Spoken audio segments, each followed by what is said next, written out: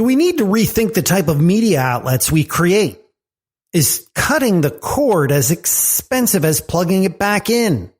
Is 2020 the year of the return of brand?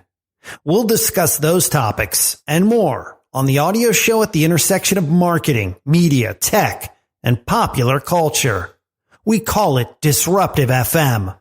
Roll the title. Driving. No purchase necessary. It's Disruptive FM. Welcome to Disruptive FM, the culture of business, marketing, media, technology, and pop culture. Brought to you by Microsoft Advertising with your host, Jeffrey Colon. What's up, everybody? Welcome to another episode of Disruptive FM, number 72. Thanks for hanging with us during a brief hiatus. We took a little break during July to refresh and move the studio, and also to get some new sponsors for the show lined up. But we're back. I'm Jeffrey Colon, head of brand studio for Microsoft Advertising. We've got a really interesting show for you. We're going to be joined in a bit not by one, but two very special guests. John Lombardo and Peter Weinberg from the LinkedIn B2B Institute. So let's get to it. Here are this week's trending topics on Disruptive FM.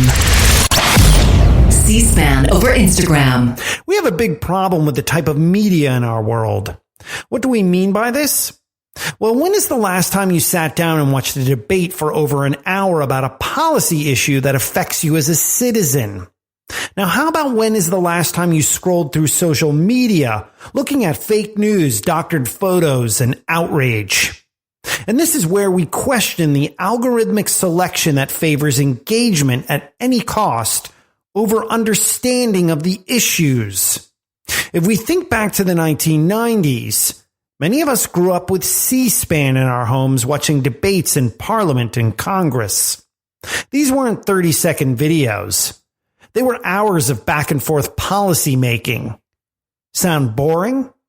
Well, that is what it's going to take to shape the future of what countries will look like and how countries will operate. We may think we can post some slogan on Twitter and everything will be fine, but that's just not how life works. And maybe media needs to realize the short sale of attention for advertising may have come at the cost of a free and civil society. Trending topics on DFM. Duct tape the cord. How amazing is it that we all saved money by telling cable companies to flip off while we got cheapo entertainment deals and programming? But what does it now say when my monthly cost for cable is $20 and the cost for one of those services in this case YouTube TV, costs $69 a month? I mean, I think it's leading many who cut the cord thinking they would be paying peanuts to quickly rummage through the junk drawer looking for duct tape to patch it all back up. Why is this?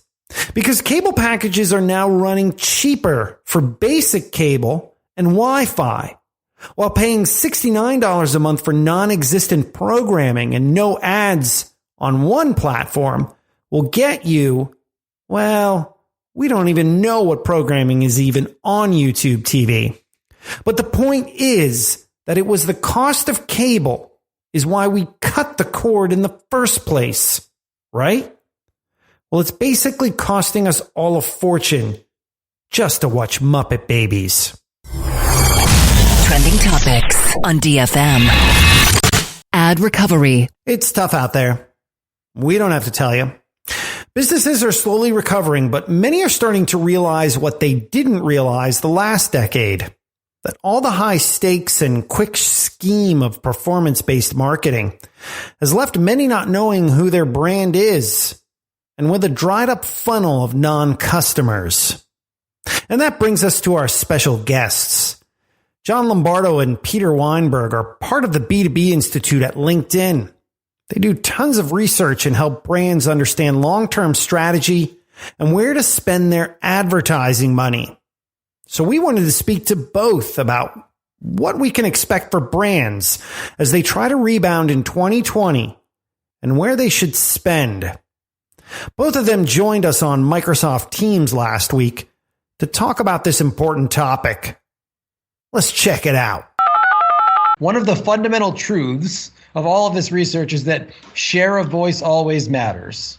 So if you have a share of voice bigger than your share of market, that is the fundamental concept that pretty much all people can agree is true in good times or in bad times. Now, how does that idea, which matters no matter what, no matter whether you're in recession or in normal times, how does that apply to why it's bad to cut brand and invest in performance marketing? Because share of voice is really about reaching a lot of people, mass reach.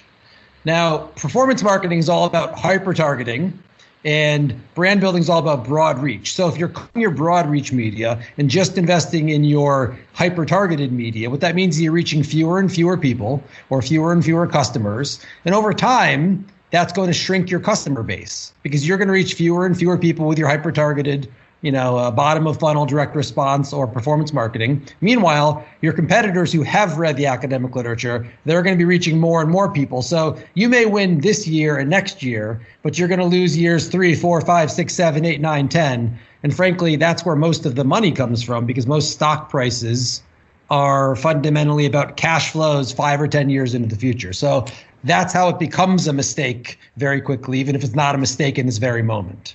People who do well in downturns, like the Ray Dalias, all they're really doing is looking ahead to the future. And they're thinking, okay, well, I'm not going to perform very well right now, but I want to capture the upside on the recovery. So going back to this idea of brand versus bottom of funnel, brand is designed for future growth from future buyers who are not necessarily in market right now. Bottom of funnel, quote unquote, performance marketing is designed to capture existing demand from people who are looking to buy right now. So John and I very much prefer this construct of in-market customers versus out-of-market customers instead of brand and demand or top of funnel, bottom of funnel. It's all just about, is the customer looking to buy or not buy right now? John Lombardo and Peter Weinberg from the LinkedIn B2B Institute on brand, on advertising, and on the economic recovery. You're listening to Disruptive FM with Jeffrey Colon. Now, here comes the music. Here comes the music. Here comes the music. Here comes the music.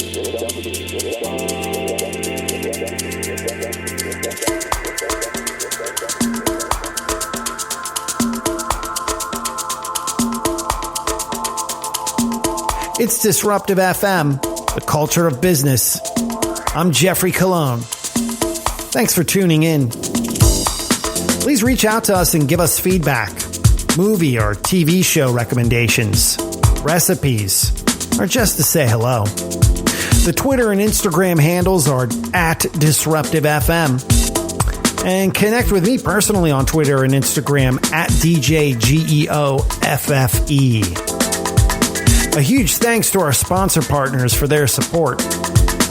Branding Strategy Insider serves over 50,000 senior level marketers, CMOs, and business decision makers every day.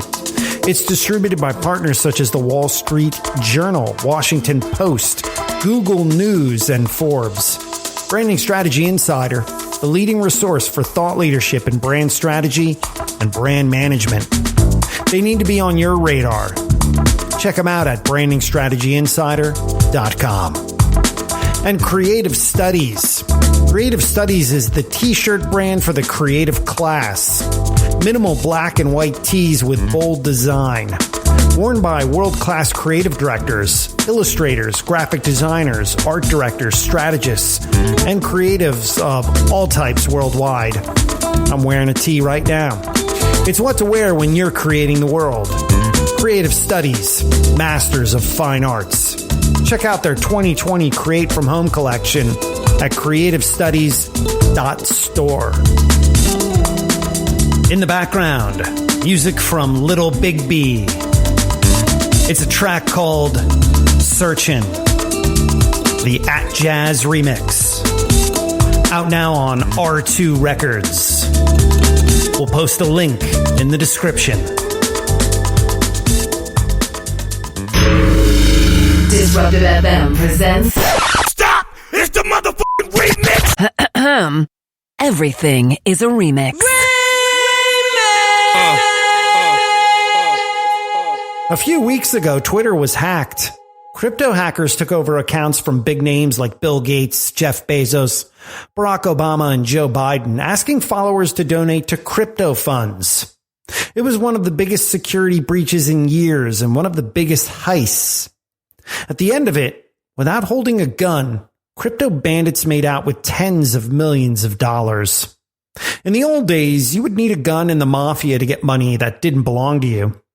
We know based on history that the Lufthansa heist from the Lucchese crime family was one of the biggest in history, where an estimated $5.8 million was stolen, with $5 million in cash and $875,000 in jewelry. It was the largest cash robbery committed on American soil at the time.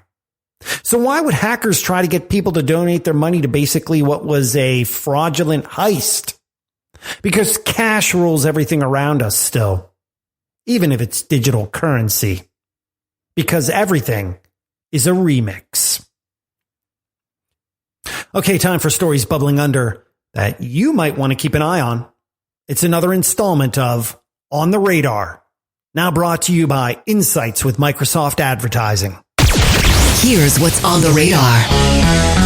Emerging stories we have our sights on. Presented by Insights with Microsoft. Number 1. The extra $600 a week unemployment benefit that has become a lifeline for workers will run out soon if lawmakers do not pass an extension.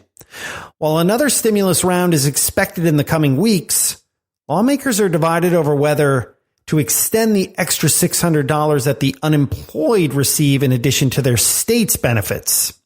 Many Americans have reported earning more on unemployment, and small businesses say they're competing with the benefits for workers. Might be a reason for universal basic income, a topic we'll definitely cover on a future episode. Number 2. EW Scripps Company clinched a deal with SiriusXM to sell podcast network and producer Stitcher, which includes Scripps' other podcast-related businesses, for up to $325 million. Scripps bought Stitcher for $4.5 million in 2016 and combined it with Midroll Media, which it bought for $55 million the year prior. According to EW Scripps, the $325 million price tag represents a return of more than 100% in its investment in podcasting over the last 5 years. Stitcher's 2019 revenue was $72 million, according to Scripps, representing a compound annual growth rate of 52% from 2016 to 2019. News of SiriusXM's talks to buy Stitcher emerged earlier this month, first reported by the Wall Street Journal.